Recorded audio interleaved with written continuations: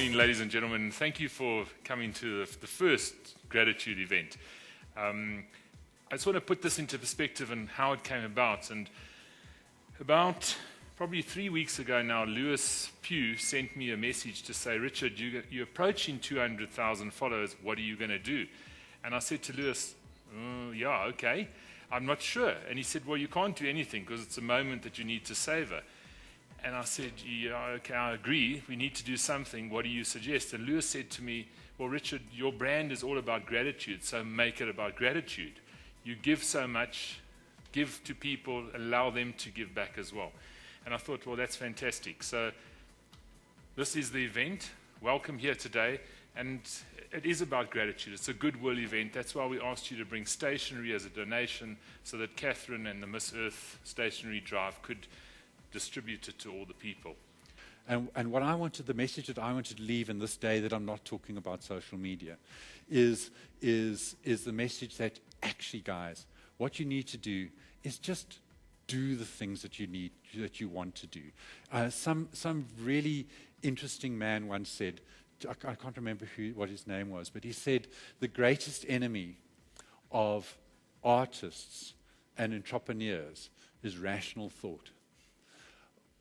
Because none of us would do anything in those spaces unless we were half crazy. If you can just think that you have to spend your life thinking about the things that really drive you, that give you pleasure, the things that give you a passion, and find a way of making that work in your life. And don't give that up. Before we go any further, I actually want to thank Francois for giving his time today to record this. And Francois has been, probably out of all the people in this audience, besides the family, Francois is one of my oldest friends. And I just thank you for your commitment to, and just everything that you do, and all the support that you've given me over the years, Francois. Thanks so much. And then I want to introduce another friend to me, and this is also someone I've known for a long time now. I started off as, I met Catherine. I used to be the official Miss Earth photographer. It was a tough job. Someone has to do it. Someone has to do those things. I mean, really. When you get to work with beautiful women, it does sort of stimulate you a bit more.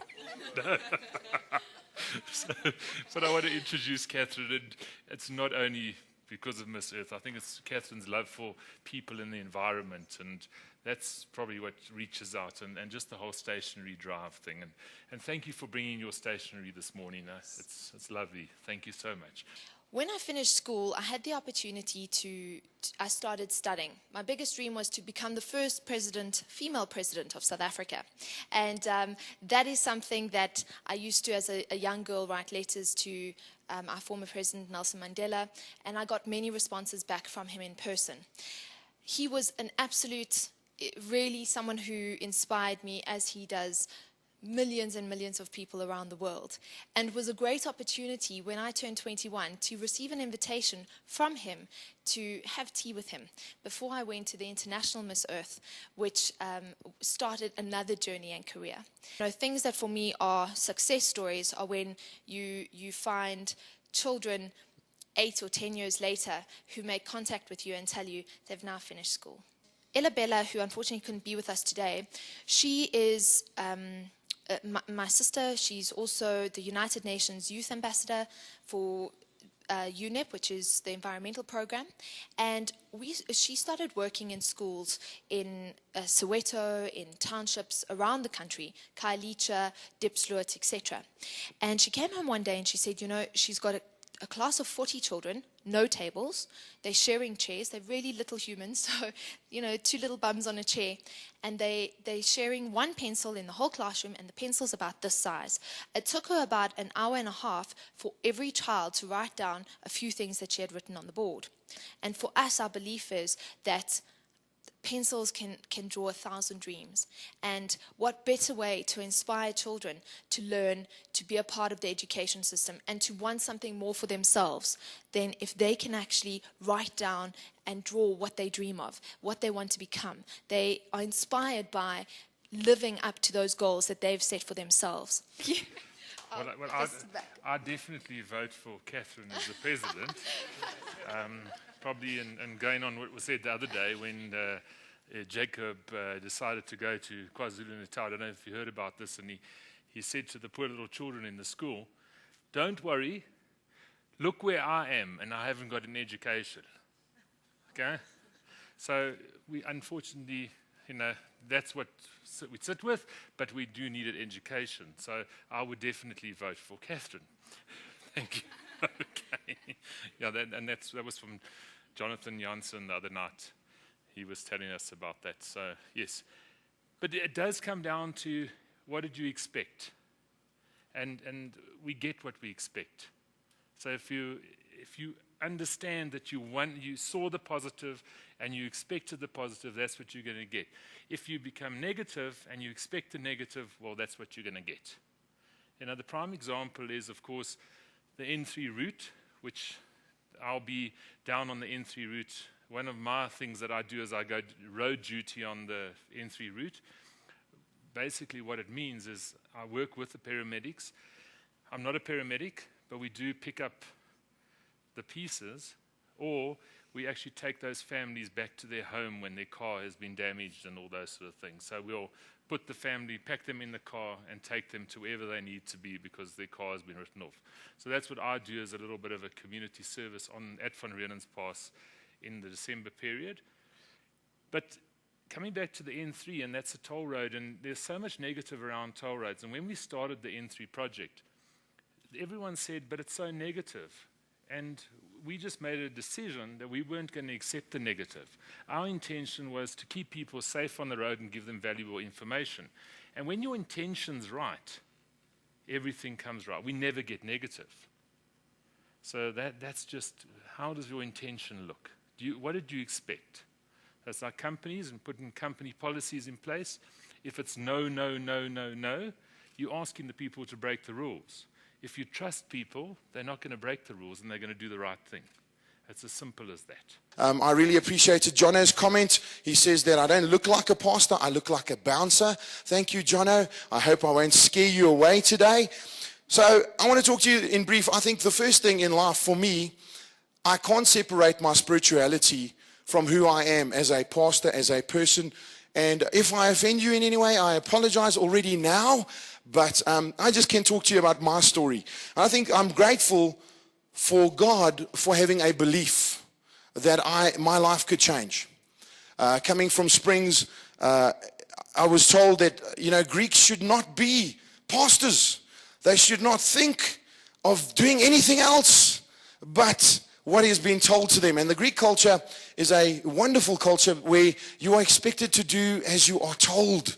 And unfortunately, I was not one of those Greeks. I love my mom and dad, amazing people, but I never did that. And I want to share with you today that I like what Ralph Waldo Emerson, he said the following, he says, all I have seen teaches me to trust the Creator for all that I have not seen.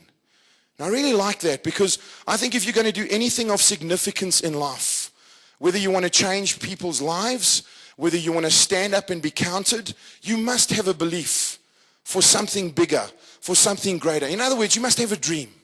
Yeah, and coming from Springs with all of my mates over there, I still go back and I find that some of the guys are still doing the same things that they were doing in high school. They go to the same pubs and they hang out at the same places. And the reason for that is because they don't have a dream.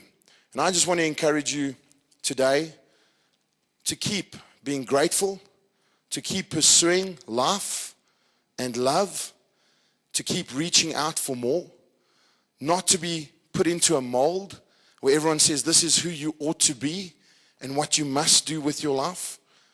I pray that others would be touched by who you are as a person today and the years to come. Thank you so much. It's been good being here with you. Thank you. I always say, don't look for the ideas that are going to confirm your thinking. Rather look for trends that are going to disrupt your thoughts. And that's a lot about what we hear today. And I always explain that as the guy who's got a business idea, he goes into the pub, he tells someone about his business idea, and they say, no, that's been done before. And then what he does is he have a few more beers and find some drunker friends that eventually like his idea. So we've got to be careful that we find people that are not sowing into our lives, that are actually not leaving us better than we found them, because our ultimate calling is to leave people better than we found them. And there's a lovely little example on Twitter the other day, and people, get numerous messages of, please help me, please help me. And this guy says, I'm a graduate, and I'd like you to help me find a job. And I said, well, there's many job listings and websites, so just go there. And I referred him to Jobvine. And he said, no, but the actual problem is that he's an illegal immigrant from Uganda or something, and that's why he can't find a job. So I said, well, and you're in Bloemfontein, and you're looking for piecework, so it's a bit far, I can't help you. And then I remembered my own words, and leave people better than you found him. So I looked at this profile of his bio, and the bio said, I'm very professional and lazy. So I then suggested to him that he changes his bio and takes out the lazy part, because any prospective employer is going to kind of like say, yes, I like the professional, but I definitely don't like the lazy. So then, I left someone better than I found them, and that was ultimately what we need to do. So that was just special. But anyway, special. But anyway, so I want to introduce Jodine to you. The interesting thing about Jodine, I remember when I started on Twitter, and I started on Twitter 31 months ago, almost to the day. And I'd started on Twitter, I had like 10 followers, and there was Jodine, she had 25,000 followers. And I thought, well, she must be the queen of Twitter. And yes, she's probably still the queen of Twitter, and especially in the publicity space, and in the new, what we call the new media. So I'm going to hand you over to Jodine, and I'm sure that she's got some wonderful things to share with you this morning. And thank you, my friend. It's lovely to have you here. Okay. Can I just start off by saying I think I had 5,000? Because now I'm only sitting on 40,000, and Richard is celebrating his 200,000. And my business partner always says it's not a competition, but Richard, you made it a competition. I'm so sorry. Gratitude. We had to talk about gratitude. And when Richard got hold of me and said we're going to do something about gratitude, my first reaction was, 2013, I've kind of had to dig really deep on some days to find the gratitude. Because I don't know if it's just me, but it's been a really, really tough year. And the more I thought about gratitude, the more I thought, one of the things that I always say is, when you're down at the bottom, and people say, I couldn't make it, I don't think I was going to make it, I'm not going to make it. My question is, did you get up today? Did you get up? And that starts from gratitude. Sometimes gratitude has to take you, and it shakes you. I know that it shakes me awake in the morning when I don't want to wake up. And then it drags me out of bed, and it kind of throws me in the shower, and then throws me into the world, kicking and screaming. But there is something deep down inside that continues to drive each one of us each day. Something within ourselves, the self-worth, the self-esteem. But for me, more than anything, just that glimmer of remembering that actually we do have purpose, and we do have a dream, and we have a vision of waking up each day to be something and do something. This opportunity for me today is incredible because of where I started and where I want to be. And this helps me go from the path that I'm on, that social media path where it looks so wrong. I have not spoken Project Me in months. So my gratitude is for this exact moment, because this takes that path and puts it together. And I hope for each of you that maybe it's just me who thought that 2013 was a bit crazy. Has anyone else thought that 2013 has been a little bit crazy? May we all just have our paths merged for 2014. It's so real. I always tell people this is real life. It's just, you can't fake it on social media. And it's just a tool. But we connect with those that have the same interests. I mean, if you think about Walter, now we found out about what Walter does with horses, and it allows those people that have this interest and this passion for the equestrian sports to suddenly connect with Walter. I'm thinking of all the people that I know in the Underberg that play polo there, and they play down at Fordoon and at Oaklands. So, those people would probably just be there, and they would know about each other, but they wouldn't know that they were on social media together. And it just gives them that ability to connect. People often ask me, so what's this about? And what about the weird people that you encounter? And I always use this example where some little asteroid, and it wasn't a particularly big asteroid, fell out of the sky and it landed. But because it was so small, as it hit the atmosphere, it divided into 4. And one piece landed in Russia, another one landed somewhere in South Africa, another one landed in some little desert island, and then some other piece landed in South America. And each of these 4 people that picked up this particular rock they thought they'd found something amazing, but their friends thought they were crazy because they were in awe of this rock piece that they'd found. And suddenly, with the connection between social media, one of the guys said, I've got a piece of rock which is so unique. And then someone else said, yeah, but I have heard about a guy who's also got a piece of rock that's so unique. And so with time, these 4 people found each other, and they brought their rocks and they put their rocks in it, and they found that each 4 had a unique piece of this rock.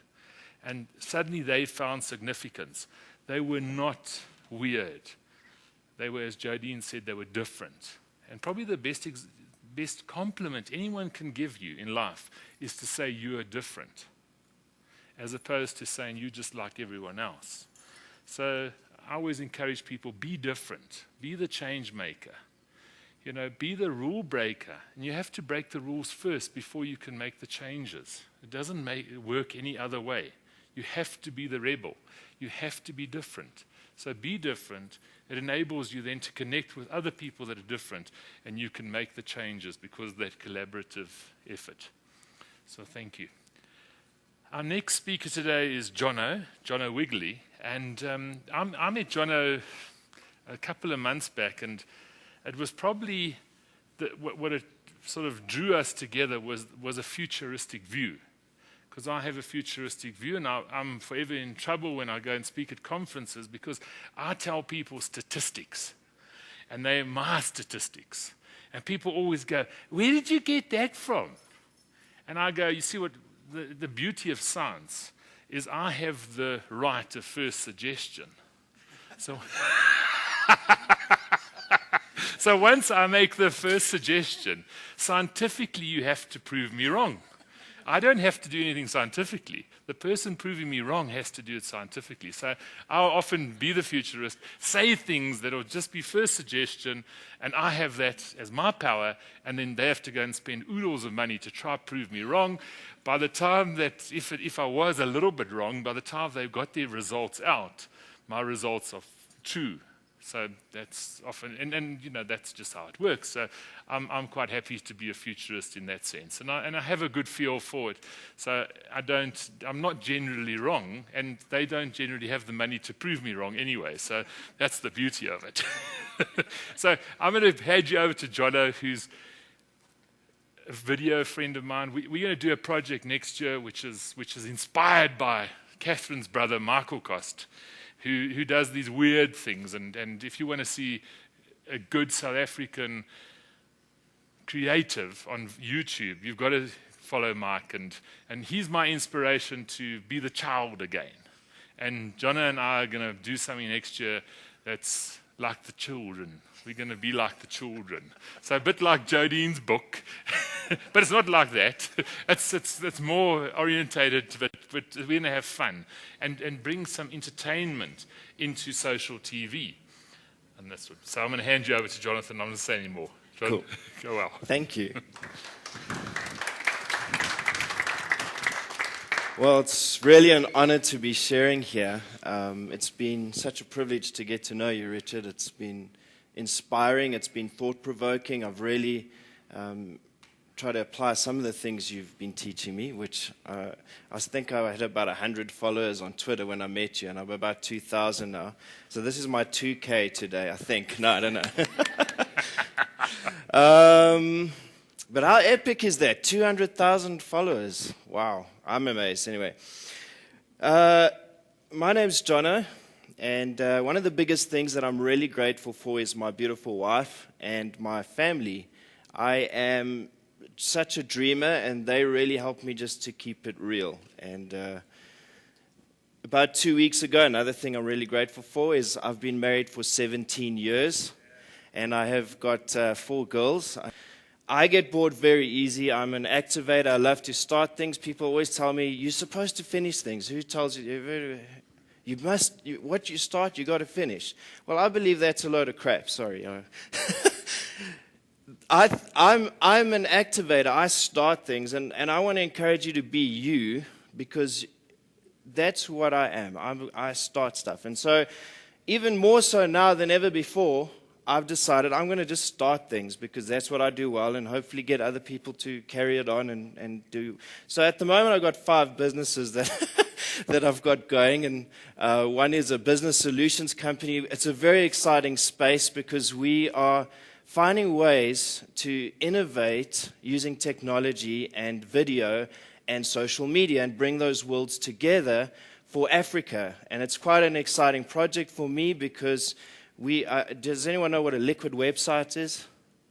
Liquid website. Okay, a liquid website means it interacts with your device. It actually adjusts in size and everything. So most websites aren't like that. And so what we're trying to do is build an education model through mobile. So think about it. In Africa right now, you've got so many people that need education, right? They're finding in business presentations that the old model of doing stats and figures and appealing to the logic side of the brain isn't effective. They're finding that the more creative, the more right-brained your approach is, the more emotive and storytelling it is, the more effective it is in getting people to make decisions, because storytelling is powerful. I coined a saying the other day, and it's, if you're not on YouTube, you virtually don't exist. And it's not a joke.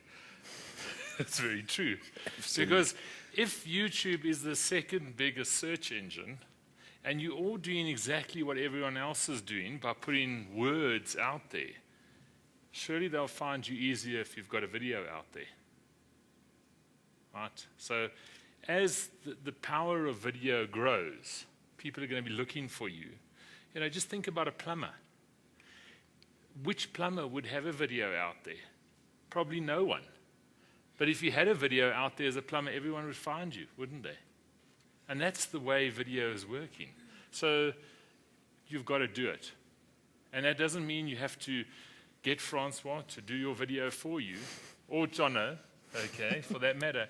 But why not?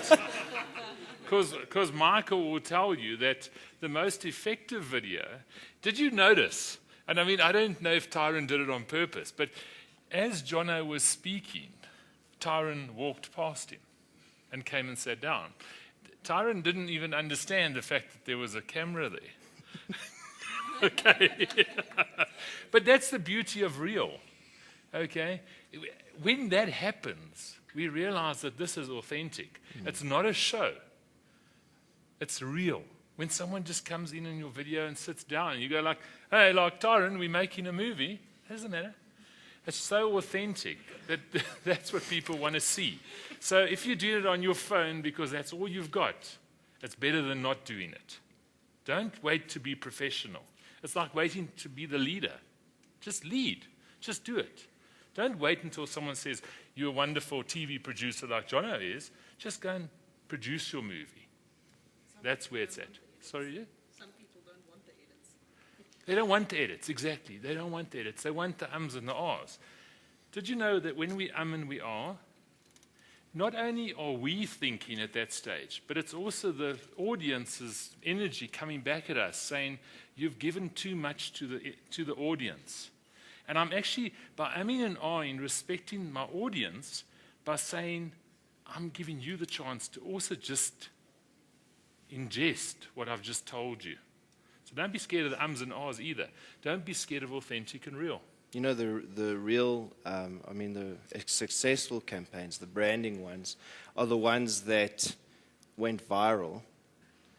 And there's this growing trend called customers, and Coke's doing it really well with the names on, You know, my daughter put up a thing, it says Amber, and she put up a photo of Amber because the number one future trend is cust owners, and so people want to interact with your brand, and the best way they'll do that is through video and photos. And if a video that goes viral that was produced from somebody, that's the more effective branding at the moment on social media than a professionally produced video. Absolutely. Yeah.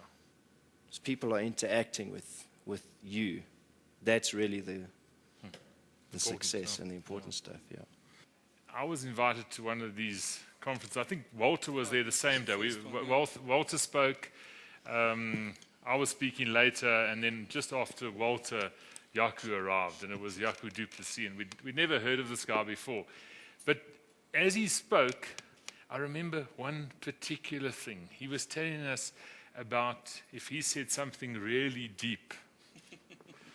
Okay. So, and he said what he thought was really deep, and he says, in Afrikaans, and I'll do it in English for the sake of our viewers, yo, it's so deep, even my breath stinks. So I'm not going to say any more about Yaku. I'm going to leave you over to Yaku and with his special way of communicating. Thank you, Yaku, and thanks for taking your time to be here this morning. Thanks, Rich. You see, that's a nice intro. People ask me why Twitter. I say it's all about perception. Now, what did you put in these people's minds? Sorry, we're going to go deep, but yeah, I didn't eat this morning, so it's a natural. We're going all natural now. It's after all the speakers. It's like that story of the Indian guy that was in America and he was close to a nuclear plant. And they were sitting there and they're sending smoke signals over to the other side, and the other guy sends one back. And suddenly this nuclear reactor and everything just went off, this mushroom cloud, and the one said to the other, shit, I wish I said that. I mean, Walter, what he says, I once rode horses, but I can't anymore. This was when I was a model. But now I'm a role model. You see? Doesn't say I can't. Because you see, that's what he sees himself. Now, I'm seeing myself whenever I do business or whatever. I have this thing about a catalyst, about all this information comes in. I see the scientific thing about how this things go in, and suddenly when they split up, it's clean and it's messy. You hear where I'm going? Did you have science at school? Oh, damn it. Okay, now let me go to my second talk. We will get to video, and it's going to blow them away, Richard. But I can't do it. I'm just useless with it. But this is my thing because I stand a whole camera full. And this is a nice saying. The CFO asked the CEO, what happens if we invest in developing our people and they leave us? And the CEO asked him back, what happens if we don't and they stay? I'm just grateful to have the opportunity to put my heart on the table, sometimes in social media, and people like Richard around me I love this word, to make my hands stronger. That's what it's all about. Let's stick together, enjoy the day. Thank you, Rich. I met Suzanne a while back, and what I do know about Suzanne is she's one of the only authors here today. There was going to be another author who couldn't make it, unfortunately, but we will keep that for our next event. But for this event, Suzanne, and I must say that I haven't read any of your books, okay? Because I watch video. He watches video. Yeah, that's what I was going to say. I've actually never read anything. You see, my take on books is that I've got lots of friends, and I've got a clever brother, and I've got clever children. So when I need to know something, you ask them. I ask them. So tell me about the book. And people will then tell me about the book. So it saves me a whole lot of time. So now I trust that you're going to tell me a little bit about your book today as well. I'll talk a little bit about it. Okay, good. See that? I love all the training and all the education that's available, and the word I dislike the most is, where is Yaku? It's human resources. Humans are not dug out of the ground. They are not put through a mining process. They are not manufactured, literally.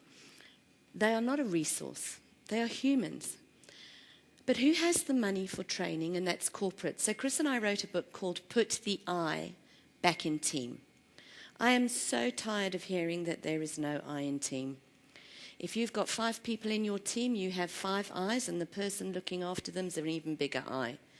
Because they want those 5 people to do what they want so that their I is fulfilled and that they grow. So we are grateful to be able to speak to young people. You're my passion. I'll go and train this lot over here. But you are my passion. Because I don't want you to get a job. And I don't want you to have a job. And I don't want you to have a job. And I don't want the little guy behind you to have a job. And I definitely, at 15, don't want you to ever have a job. Because a job will leave you just over broke. And it will not give you your passion. A job won't make you rich. You don't get paid so that you can get rich by your boss. Your boss will pay you to make him rich. This is Chris Stiles, Suzanne's other half. Better half, well, I don't know. Neither You'll do decide. I. Neither do I. Okay. Over to you, Chris. Thank you. Thank you for being here and sharing with us. Is this where you would like me to stand? I just want to be anywhere. Okay. Well, just to